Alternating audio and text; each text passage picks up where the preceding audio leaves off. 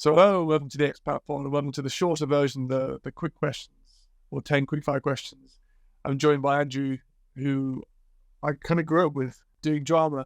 Or we did different high schools, but we did drama from a very young age, and we were both quite small, and now we're in phase and thinking, oh, that's a long time ago. But Andrew's now living in China, spent some time in Qatar, and you've now got a great life set up as far away from home as possible, it seems. First question I want to ask you is, what's your favourite place you've ever lived? Straight away China, but right now Guangzhou, where I am right now, because Guangzhou is one of the main cities in China. It's probably the main city in the south, and where I am, the compound is beautiful. Like right now, I'm sat on my compound. I'm outside. I'm on the 16th floor. On the other side of my balcony, I've got this huge green expanse of trees, and there's kind of like a pondy lake there. There's a big cliff over there, and it's just beautiful. Even in a big, massive city, it's an ounce of peace, and you've seen the palm trees. It's very much like living in the jungle. Love it. Wow, that sounds incredible. What's your favourite international food? Oh, cuisine-wise, food from the northwest of China, from the Xinjiang, Gansu area, because there's lots of barbecue kebabs and naan-style breads. But in terms of an actual dish, Beijing duck. You get the duck. You get the little stabs of meat in thin wafer pancakes. You put the meat on the pancake. You put plums and watermelon slices inside it. You then put some onion inside it to take away some of the sweat. Wrap it all up, and you just eat loads of those. And we always get Beijing duck for like special occasions, like birthdays and when the family all gather together. And it's just lovely. It's a really lovely meal. Sounds great. What's your favourite international tradition? Now, I know it's currently in the new year, but is there anything else which stands out? Dragon boat racing is one of them. And yeah, you have about teams of about 10 to 12 people.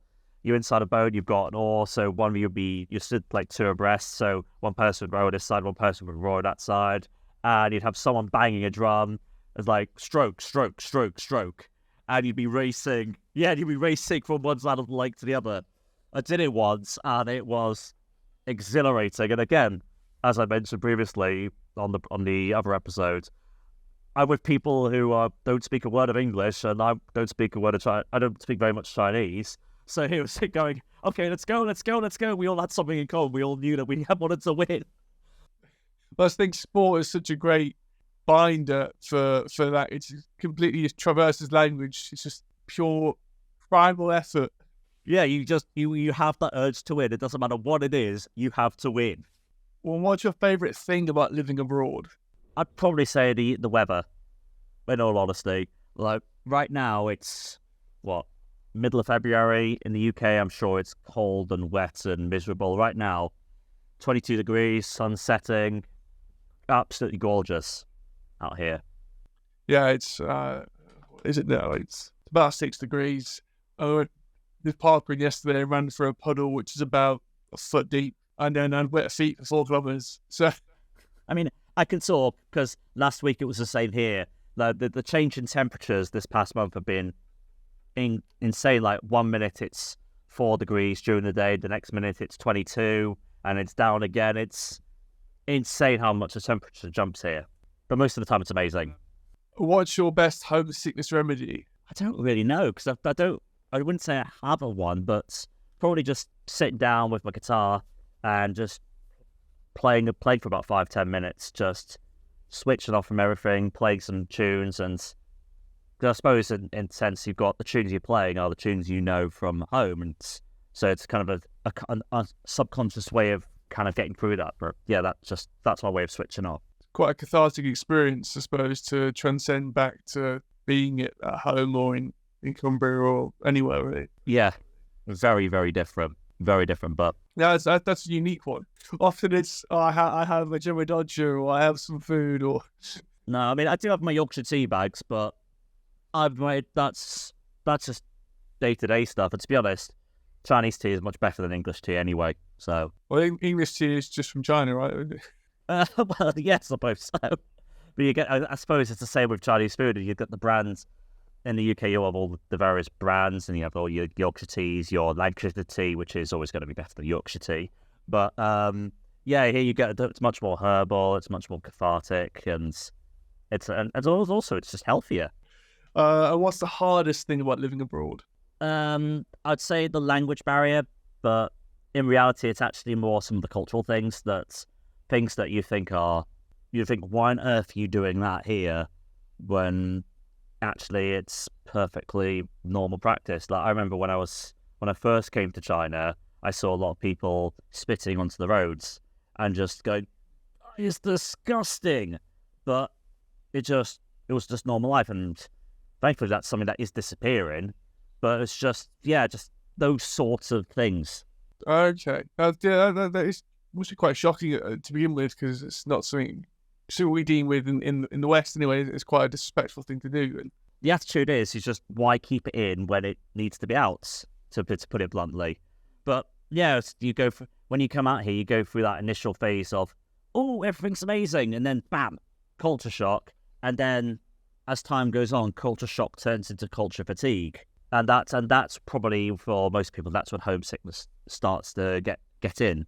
That's probably to know your way of putting it. What's the best phrase you've learned in China, in terms of what you can translate it? Obviously, I don't expect you to say it in Mandarin, but what's the best phrase you've learned?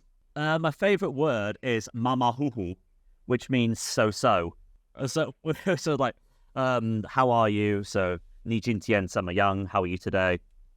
What's "mama hu hu"? That I'm so. I'm just there, and that word's always made me chuckle because of just what it means. Again, there's similar word in Swedish called "lagom," which is I call it the Goldilocks term, because it's not great, not bad, it's just right. It's a kind of a formal way of saying it's okay. So. Oh, wonderful! That's really amusing. I'm not going to try and pronounce it. I probably said it wrong myself, to be honest. What's your best way of making new friends? I'd probably say just going out and just talking to people, like going to a bar, just starting up a conversation, or nowadays just talking to colleagues. I guess there's no better way than just talking to people. Or joining your running club. Yeah, which I haven't done in years, which I miss. But yeah, they're just going out and talking to people, because the only way you're going to get to know the country you're in, be it China or wherever else you go, is by talking to the people who live there. And what better way than just talking? Even if your Chinese is rubbish, you have in China, especially when I was in Changsha, I used to go to a lot of like English corners where people would go to practice their English, and in turn, you could practice your Chinese with them. And through doing that, you got invited to a lot of houses, so you'd end up going for really nice dinners. You'd say, "Oh, I'm going to this park. It's quite cool. Do you want to fancy coming along?" And like, yeah, sure, go for it. So that was always quite fun. That's a great bit of advice. What's the best thing to do in your new city? I would say the food. The food is that Guangzhou. China's got a lot of different cuisines, as I've mentioned already, but Guangzhou in particular is known for food. They've got literally any cuisine, no matter where it is in the world, no matter how remote, it's here somewhere. So it's just about trying to find it.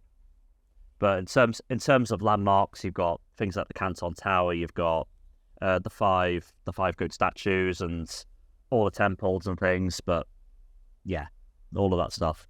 Great. And my last question is, what's your best expat life hack? I'd say here the old having a VPN, just make you cause even abroad, you can still have your VPNs to go and watch shows you used to watch in the TV in the UK, and you could just click between the two. But here, it's essential as an expat, because that's how you can still communicate and keep up with the footy scores and all of that. But yeah, definitely have a VPN. Yeah, no, I still have mine now, because I bought an F1 TV package in Sweden, because it's much cheaper and you get all the races. Better than pay for Sky. So I have a VPN to go back to Sweden now since I've moved back, because it's just, well, I paid for it, may as well use it. Yeah, and you have all there's various companies where you can buy a stick, and the stick connects to various TV satellites, so you get X, Y, and Z. They're pretty useful to get hold of. Don't think they're legal though. Let's move on, shall we?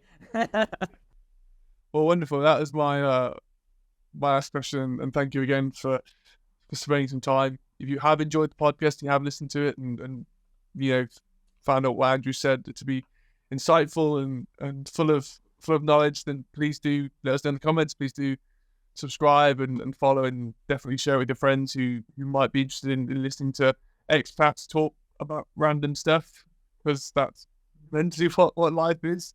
Then please do share it. We'll see you next time. The Expat Pod.